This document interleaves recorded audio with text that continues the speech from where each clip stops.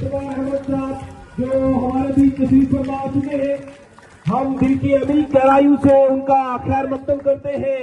हमारा ये मर्तबा कैसा कि हम तकल्लुफ शिरकत दे, मगर मेहमान गरीबों के होते हैं बादशाह अक्सर। राजौरी सुपर लीग एडिशन 4 का इनकाद ऑनरेबल एमएलए साहब के हाथ हुआ और ये तारीखी लम्हात कैमराज में बंद किए जा रहे और हम मुबारकबाद देते हैं RSL 4 की ऑर्गेनाइजिंग टीम को, जिसमें डॉक्टर एहसान कुरैशी हो, अनवारुल हक, उनके साथ कनब बड़ियाल साहब, जिनके वालिद मोहतरम के नाम पे ये टूर्नामेंट डेडिकेट किया गया है। कनब बड़ियाल जी को दावत दूंगा, वो टोकन ऑफ रिस्पेक्ट एक सवाल पेश करेंगे जनाब डॉक्टर एहसान कुरैशी जी, ऑनरेबल एमएलए राजौरी साहब, और उनके साथ रहेंगे विक्रांत जी, एजाज डार साहब और जितने भी तशरीफ फरमा स्टेज पे लोग हैं, कनब बड़ियाल जी, हम तमाम लोगों का वेलकम करते हैं। मेरे लिए ये बड़ा एक इमोशनल मोमेंट है।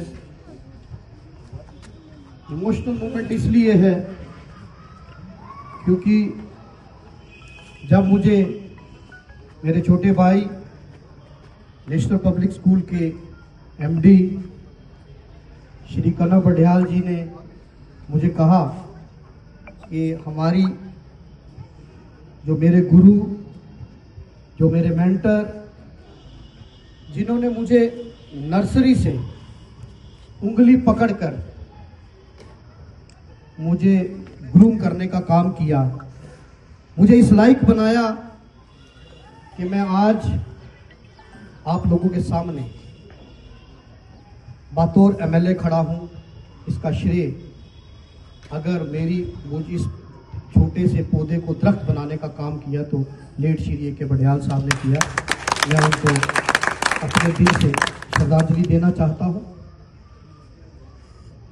मेरे भाई कनब बड़ियाल जी मेरे एक बड़े भाई और मेरे साथ मेरे इस सफ़र के साथी, इनके साथ ही हमने सोशल एक्टिविज्म का काम स्टार्ट किया और NGO में साथ काम किया। विक्रांत शर्मा जी जो राजौरी में एक जानी मानी शख्सियत है, इंटेलेक्चुअल पर्सनालिटी है। मेरी भाभी, छोटी बहन की तरह मिसिस बड़ियाल की, उनके साथ डार साहब हैं, मेरे रफीक चौधरी साहब जो हमारे यूथ कांग्रेस के डिस्ट्रिक्ट प्रेसिडेंट हैं, राजेंद्र जी मेरे साथी, और ये वार्डन भी पहाड़ी हॉस्टल के रहे हैं। जितने भी तमाम यहाँ ऑर्गेनाइजर्स हैं, सबसे पहले मैं मुबारकबाद पेश करना चाहता हूँ।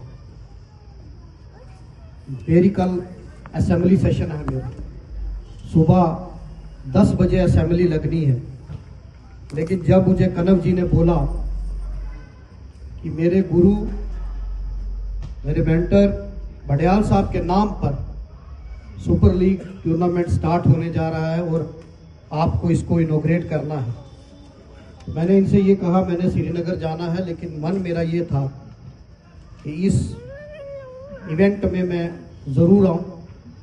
टाइम तो मैंने इनको 3 बजे का दिया, लेकिन मैं खुद ही लेट करते 5 साढ़े 5 तक मैंने लेट किया ताकि इस इवेंट को रूटीन मैटर में चले। इन्होंने कहा कोई बात नहीं, अगर आप करेंगे तो हम प्रोग्राम को प्रीपोन करके जल्दी कर लेंगे, आप आना और आप अपना इनॉग्रेट करके आप निकल जाना, फिर हमारा इवेंट चलता रहेगा। लेकिन मैंने समझा कि अगर इतना बड़ा इवेंट है और उसको डिस्टर्ब करना अच्छी बात नहीं, तो मैंने कोशिश की। अभी यहाँ से मुझे निकलकर श्रीनगर जाना है और फिर सुबह असेंबली अटेंड करनी है। मैं आपसे एक बात कहूँगा, क्योंकि यहाँ मेरे स्पोर्ट्समैन भी हैं, प्यारे बच्चे भी हैं, अगर मुझे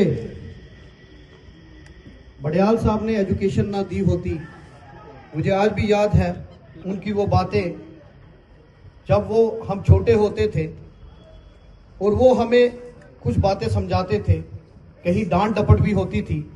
इसी स्टेडियम की एक बार बात है, यहाँ 15 अगस्त की परेड होती थी और 15 अगस्त में हम उस परेड में तो नहीं थे, क्योंकि उस बार उन्होंने रूल निकाला था कि 9th 10th के बच्चे परेड में पार्टिसिपेट नहीं करेंगे, लेकिन हम थोड़े शरारती होते थे तो हम छुप के आ गए।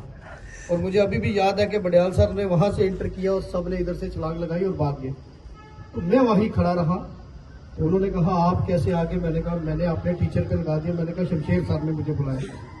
तो शमशेर सर हमारे फिजिकल टीचर थे, तो उन्होंने भी मुझे थोड़ा सा प्रोटेक्ट किया। और बडियाल साहब की शख्सियत वो शख्सियत थी जिन्होंने मुझ जैसे ना जाने इतने अनगिनत लोगों को डिफरेंट फील्ड में उनको ब्रशअप किया, उनको ग्रूम किया, और आज वो अपने मकाम में अपने समाज में एक अहम रोल निभा रहे हैं। मैं हमेशा जब भी मैं असेंबली में मैंने इलेक्शन लड़ने का सोचा, तो मैं सीधा एक दिन मैंने कनव जी को फोन किया। मैंने कहा मैंने आपके पास आना है, लेकिन मेरी एक रिक्वेस्ट है कि उसमें बडियाल साहब के 3 बेटियां और आप तीनों होने चाहिए, 4। तो इन्होंने भी सोचा पता नहीं क्या मामला है, भैया ने कभी बोला नहीं और आज ये कह रहे हैं वो 4 होने चाहिए। मैं आया तो मैंने कहा मैंने इस बार असेंबली इलेक्शन लड़ना है और मैं चाहता हूं कि मैं उस शख्सियत को श्रद्धांजलि देकर मैं ये काम स्टार्ट करूं जिसने हमें